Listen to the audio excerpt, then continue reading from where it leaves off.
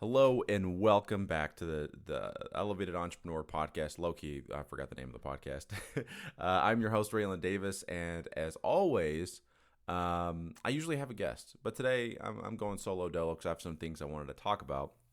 And what better way to do it than long form podcasting? If you're new to the show, again, we talk all things entrepreneurship, whether it's mindset, business, funnels, sales, you name it, we talk about it.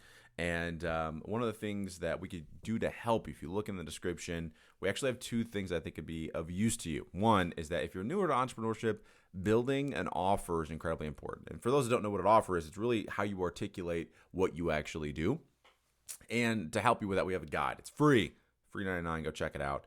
We also have something that is paid. It's $27. I know it's a lot of money, but it's literally 10 tools that has helped me grow my business and hopefully can help you. From how do you build a landing page to how do you make content, how do you can even swipe and steal all of our carousel posts. Basically, it's a really awesome resource for you. So again, it's $27, and to be honest with you, the reason why I charge $27 for it is just so you use it. That's it. I mean, how many things have you probably downloaded at this point? How many things have people downloaded and they don't even open it when it's free? I just want a little bit of skin in the game. Not too much that it breaks the bank, right? But just a little bit of skin in the game. Anyway, today I wanted to talk about something kind of crazy that happened. And for those that don't know, I used to be a professional MMA fighter. Before that, I was a wrestler, and before that, a football player and all that stuff. Well, that's what I did, not who I was.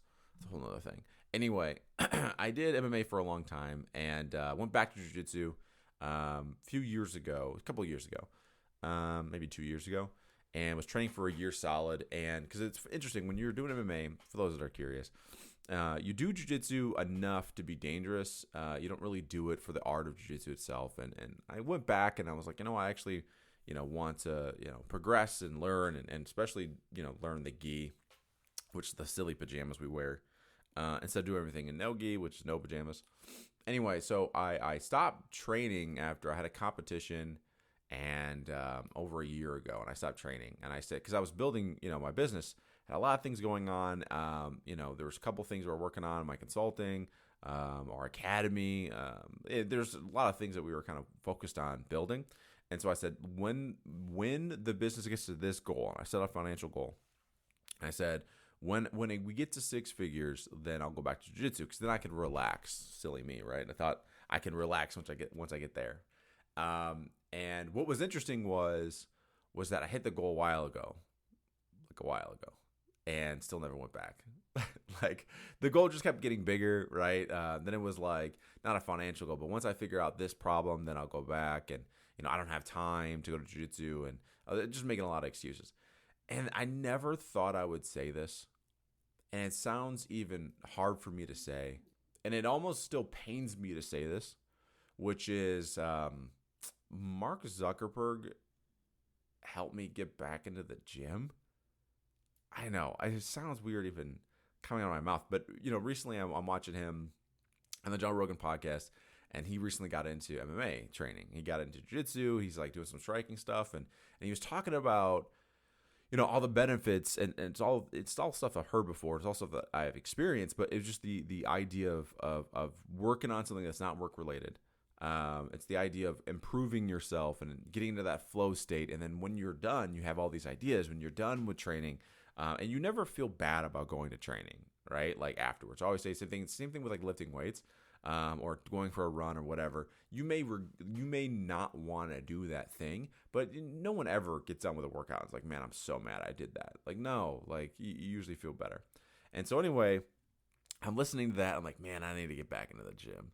And then this was kind of like the final straw for me. Was I went out to dinner with some friends of mine who are not in any type of business. They work a 9-to-5 job. They don't care about what I'm doing, right? They don't care about my business, and I was talking to them, and for the 2 hours maybe we're at dinner, I think 80% of the conversation that I was having, that I was starting, was about my business. And it's then I realized, like, oh, I don't have anything else to talk about. Like, this is it. Like, this is all I am. Like, what the hell? And so it was at that moment that I was like, okay, one, I'm getting obsessive about business. I'm getting obsessive about what I do. And there's nothing wrong with it. You could argue, and I'm coming around to it a little bit, and probably more on this, too. But I may be a workaholic. I might be a workaholic. I don't know. That's all I do. I don't really hang out with friends anymore. I just work on this, and it sounds it sounds bad, but it's not. Like, I enjoy what I do. So it's this weird thing of like balancing those things out. However, when again you're talking to people that are not doing what you do, don't know about digital entrepreneurship, don't care, and that's all you have to talk about, that's when it's like, I need to get some other experiences. So recently I went back to my old gym, the old stomping grounds called Arizona Combat Sports here in Tempe, Arizona. And I've been back for about a week, maybe two weeks now. And man, I'm so glad I went back.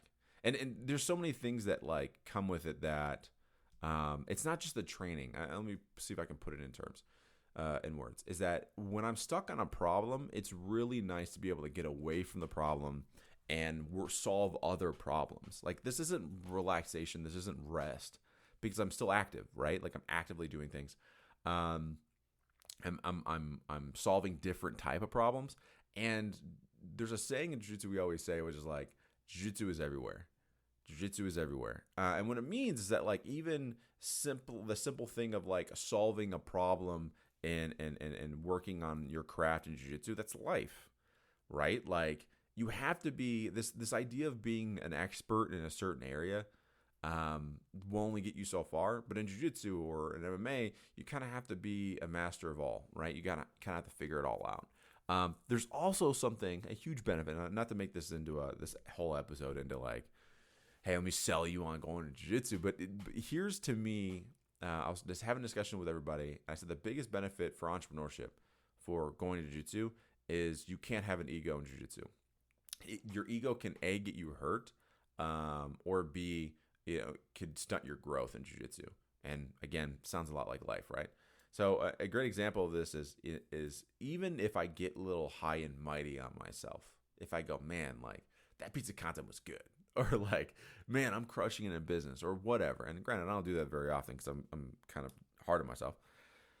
But you go to Jiu-Jitsu, and there's guys there, a really good friend of mine. He's amazing. He's always like super helpful. His name's Eric Platt. Trains at my gym. Shout out to Eric. And every time I go there, he probably taps me out 3 to 4 times every single time we roll. And that's if he's like being nice, right? If he's not even really trying that hard. No matter what I do, I can't seem to win positions. I can't tap him. That's never happened ever. I've never even I don't even think I put him in danger before. And I've rolled with him, I don't even know how many times. And so immediately your ego goes well out the window. Like when another person has the opportunity to break off a limb or choke you unconscious, like it's really hard to have an ego.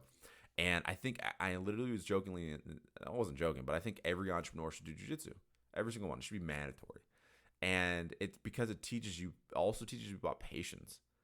Like there is no cheat codes. There's no hacks. There's nothing you could do to cheat your way to a black belt. It's time, it's persistence, it's patience. And all these things bleed into entrepreneurship. Like, yes, there are certain things you could do to more quickly acquire quality leads. Like we talk about them sometimes on this podcast, right? There's things that you could do to increase your closing rate and all these things, right? These are, but it's never going to be a hack to get you to 6 and 7 figures. Like you're not going to be able to hack your way there. And even if you did, even if there was some, cheat code, whatever, you can't stay there long term. Like you can't, there's no way to do that. And so the reason I love jiu-jitsu so much and why I'm, so happy that I'm back is because it reminds me of that. And also there's a third reason why I went back, because recently I've been reading this book that I want to talk to you about today, which I think it's like, I think I'm going to do a series, and probably this podcast, mostly when I'm by myself, is going to be talking about books that's helped me grow in entrepreneurship, because there's so many, and, I get it. Like, maybe you don't like reading or whatever. And so for me, it's the books that I've read that's got me where I am. And it's not even just and obviously the discussions I've had with mentors and things like that. But for the most part, It's just the wisdom that are, within these books. And so I want to share with you a lesson from a book that I think every single entrepreneur should read. The book is called Driven, and here's the lesson. So did you know that there is a gene, a resilience gene? It's kind of crazy, right? So they call it NPY, neuropeptide Y. Okay, so neuropeptide Y. Again, I'm not a doctor. Okay, I am not a doctor, unlike this guy. Okay, who wrote the book. So I'm paraphrasing here, right? But NPY, neuropeptide Y, is this thing that when you're high in this, you tend to forget the past and focus more on the future. You tend to go on to the next thing, And so he says something in there, and I thought was fascinating, was that there was something he did, maybe a study, you can call it, where 80% of Navy SEALs are high in neuropeptide Y. And so they even said, hey, like we may even, they're talking about, screening for this. Because again, it's highly effective to show, hey, you're able to do this. And he talks about how Navy SEALs, entrepreneurs, and high-level athletes, they all, have the same thing. They're high in this NPY. Our ability to take failure, take sales, for example. It's your ability to be told no and go to the next one, right? Really, really good salespeople have this ability, so they're probably high in NPY. So that is kind of the art of Driven. And the way that he describes it's also fascinating because he talks about like how he talks about hunters, right? Imagine, again, back in the old hunter-gatherer days, all right? If you were hungry and you were chasing after a rabbit, the rabbit got away, if you were to sit there and cry about it all day, like you're going to go hungry versus going, oh, there's another rabbit, let me go after that one. And this is a double-edged sword. Well, why? Because if you are constantly on to the next one, you tend to not take a moment to reflect on the lesson at hand. So there's a joke that he kind of says in there. I don't know if he meant it as a joke, but something he says in there, it says, the definition of insanity is doing the same thing over and over again, expecting different results. But someone that's high in NPY, someone that's driven, as he calls it, they don't even, there is no doing it over and over again. There is no definition of sanity for these people because, again, like you forgot about what happened. You're already past it. So there is no insanity because you're doing it over and over again because, well, you forgot. Like you forgot what happened, so you're going to do it again. And so this is where the double-edged sword can come in. It's super effective, and I know for a fact I'm high in NPY. Like I am very much, like we jokingly talk about my fiance, Kayla, that like if I get upset with my fiance or anybody for that matter, within probably a day, if that, I'm over it. And it's not because I have some innate ability to go through trauma. And no, I just literally forget. For me, it's like I don't even want to talk about it because it's like I don't even remember what I was angry about or what I was whatever about. I'm on to the next thing.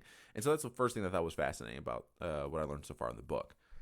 The next thing is these two alleles, D2 allele and D4 allele. And of course, these are paraphrasing, so please just go read the book and it'll make more sense. But so a D2 allele, I think is your traditional like ADD, like ADHD, super short attention spans, these kind of things. And then you have the D4, which he talks about, which I thought was interesting. I was like, man, I wonder if I have this D4 allele. Because he talks about how these people can actually make it through school without ever being diagnosed as quote unquote ADD. And these individuals, it's just like D2 more than likely, is like multi-thinkers. So he talks about the difference between multi-thinking and multitasking, which is an interesting differentiating. So let me give you an example of a multitasker, right? Like I have 3 things to do. I'm going to work on all 3 of them. I'm bouncing back and forth. Your attention is split, so you really get nothing done. Whereas the multi-thinker has the ability to see a multitude of different disciplines and see how they all intertwine. They can individually see those things, but also see how they come together. So think a perfect example of this is Elon Musk, right? So he has SpaceX, he has Tesla, he has the Boring Company, he has all these things, right? And so you think, oh, no, he's multitasking. No, he's multi-thinking because he's able to see how they all come together for his one common vision, which is have the human race become interplanetary and not rely so much on fossil fuels, so on and so forth.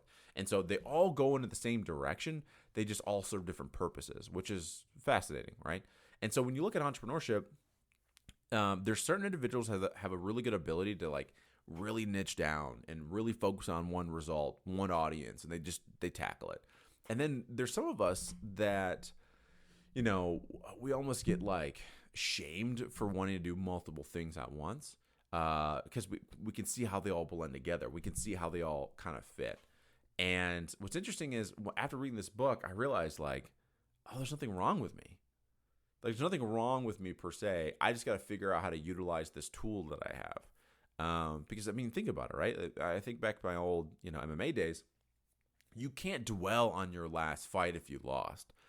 Like, the people that are the best athletes will lose, and then they'll be back in the gym the next week because they're not dwelling on the past. They're like, you know what? I here's some things I can work on, and now it's time to go to the next fight. On to the next fight.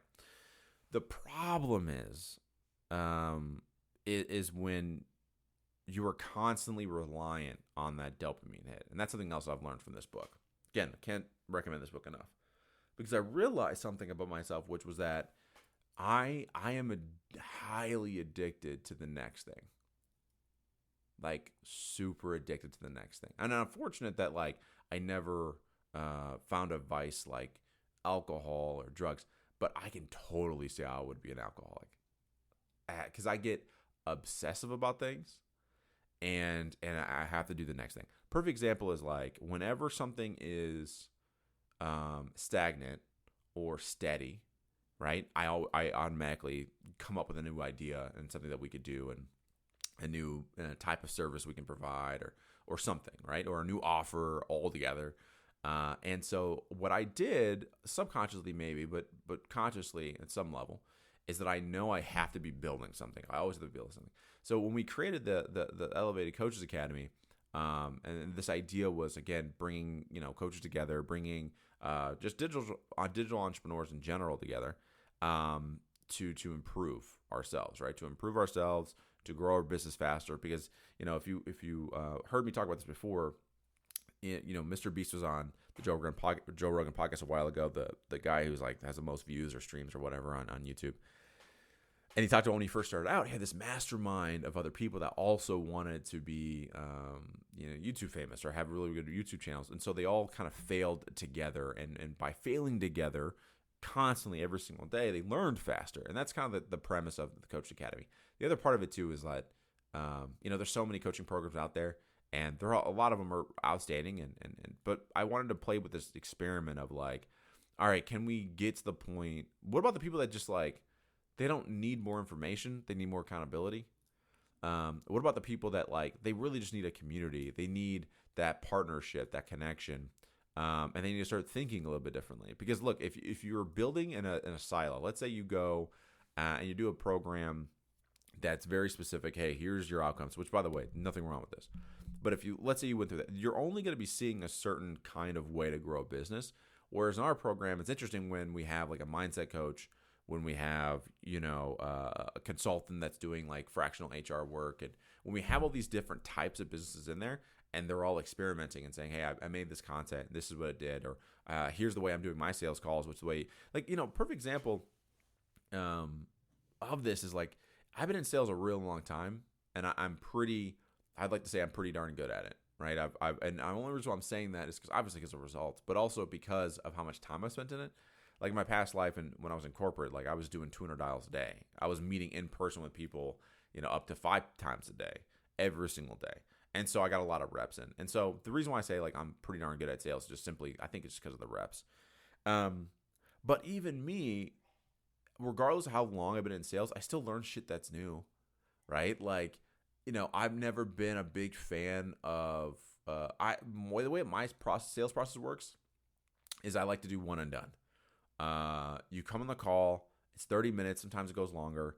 And basically, if you're not convinced in that hour and that 30 minutes or so that I can help you get to the next level, or whatever that means to you, then I don't do any follow-up. I don't it's over. Like, you're going to tell me yes, or you're going to tell me no, one of the two.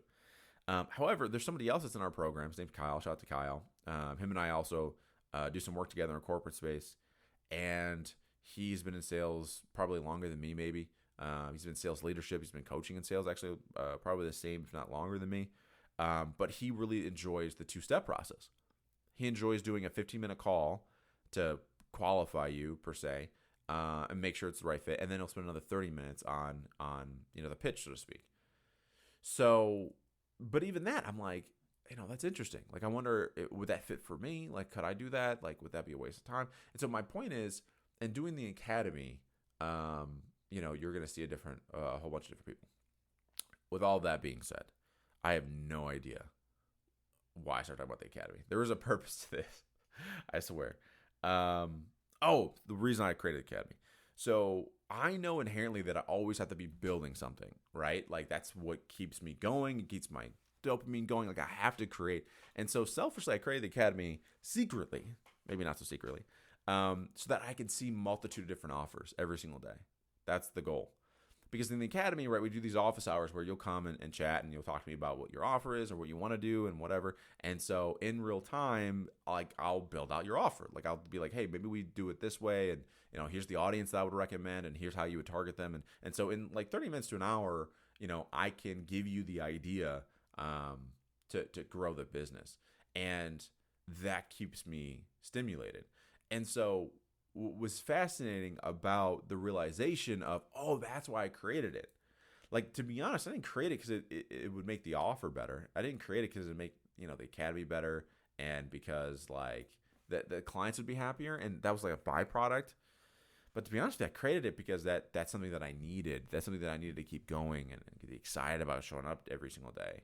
And so anyway, I'm only 3/4 of the way through, and I'm sure I'll do a deeper dive into this book Driven. But if any of that sounds familiar to you, like the highs of, okay, I got to grow onto the next sale, onto the next one. I got to build this business. I got to build this business. Oh, I have this idea for this. And then when things are stagnant, you feel down, you feel depressed. Just realize you're not the only one, right? Like, I am very much this way. Like, just the other day, like, I'll be honest with you, just the other day I was super down. Like, super down. And I'm sitting, and the nice thing about this book is I realized, I go, you know what it is? It's because I haven't had like a dopamine hit in a while. Like, things are stagnant right now in the business. Not stagnant. We're building. So there's a lot of boring shit about the business that we have to do right now, which is, building SOPs and, building out like job descriptions, like these things that to me bore the living hell out of me. And versus I'm not doing 5 sales calls right now. Like, I'm not doing, I'm not building another business from scratch. Like, I'm even. So I got in my head and there's no chaos right now. And because there's no chaos, I'm not happy.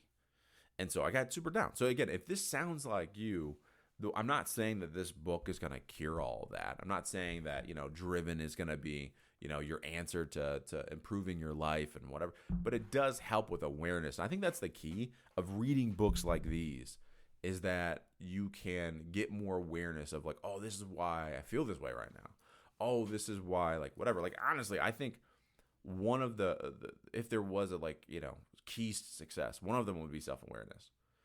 Like, being more self-aware of what you do and why is probably one of the most important things. Because if you have this thing, like, again, they talk about this in Driven and other books like Untethered Soul by Michael Singer. Is that who wrote that book? Michael Singer? Somebody can correct me if I was wrong, but I'm pretty sure it was Untethered Soul. But they talk about the difference between the subconscious and conscious, right? And I made this post a while ago, kind of joking, but not really. But like, nobody has free will. And the reason why no one has free will is because there's the conscious mind and the subconscious mind. And the subconscious is actually steering the ship. We just, the conscious mind thinks that like they're in control, but really it's the subconscious doing all the work. But if you're unaware about the subconscious, if you're unaware about the triggers, about the little things, right? You're operating from instinct. And so there's no free will. There's no choice at that point, right? And that's the goal, is that be more aware so you can have choice. And so anyway, in this book, one of the things that they do brilliantly is explain in a great analogy, or maybe it's a metaphor. I never figured out the difference between that and like a simile. Like, I don't know. I didn't, I somehow I got A's in English, but like, I don't think I really paid attention. Well, I know how I got A's. I kissed ass a lot, and I did all my homework. That's pretty much it. But they talk about how the subconscious is this giant elephant, scared of everything. super cautious, all these things. And then your conscious is the monkey riding on top of this elephant, thinking that it could steer this elephant. And sometimes the elephant gets like crazy, and there's nothing you can really do about it in that moment anyway. And so by showing that, like by having that imagery, one of the things that's helped, like the other day when I was down, I was like, oh, subconsciously I've trained myself to always be in chaos and to thrive in chaos, and I don't have any right now, which is why my subconscious is telling me, hey, there's something wrong. You need a dopamine hit. You need to go buy this. You need to go do this. Like that was, it's just the awareness and going, I'm going to choose something differently. It's just bringing light, I guess, to the shadow, as Carl Jung would talk about, right? Like the shadow. And when you're not aligned with your shadow, you're not aligned with those things, then you have chaos. You have not chaos. You have internal strife. You have internal issues. And so anyway, when we do these like individual podcasts, I think one of the things that I'm gonna start doing, and shout out to my guy Tim Beeler, he's our branding coach, and I called him the other day today. I called him frantic, and I was like, man, I'm losing myself. Like I'm starting to think that I am what I do. I'm starting to think that I am what I do. I am my business. I am this. I'm the sales coach. I'm the offer builder. I'm the the owner of this and then whatever. Like I'm starting to lose. And he gave me this great advice, which was like, part of my issue is, and I'm saying this because I think someone can benefit from this. But part of my issue is when I have ideas in my head and I don't get them out. When I have some ideas or some thoughts that I think could benefit somebody, and they get stuck in my head, I get down. I get like, I don't even know how to explain it. Like he calls it like creative constipation. And so he said, dude, just literally turn on your camera, turn the mic on, and do podcasts. And he talks about in front of us that does a podcast every single day. And I said, you know what? I think that could really help in getting more information out about this journey. So anyway, that was the book Driven, and the reason why I'm back in Jiu-Jitsu. Thank you for listening to the podcast first and foremost. It's kind of, this podcast in general has been super fun for me, and we're going to do more of it. And something that's going to be around for a long time. And as always, we have a couple tools, obviously, in the description that you can check out. One of the things, too, is that we have a Facebook community that's completely free. We do social audio rooms in there where I'll be going live. Same thing with the coaches, and then you can ask questions and also share some lessons that you may have that can support somebody and help somebody. So it's the Elevated Coaching Community on Facebook. We'll also put that in the description as well. You can join that. Again, it's 100% free. I'm not going to sell you on anything. That's a lie. I am going to sell you on the toolbox because I think it could benefit people. But again, that's $27. But yeah, anyway, join us over there. You can check us out live. Again, thanks for listening, and I'll catch you guys in the next episode. See ya.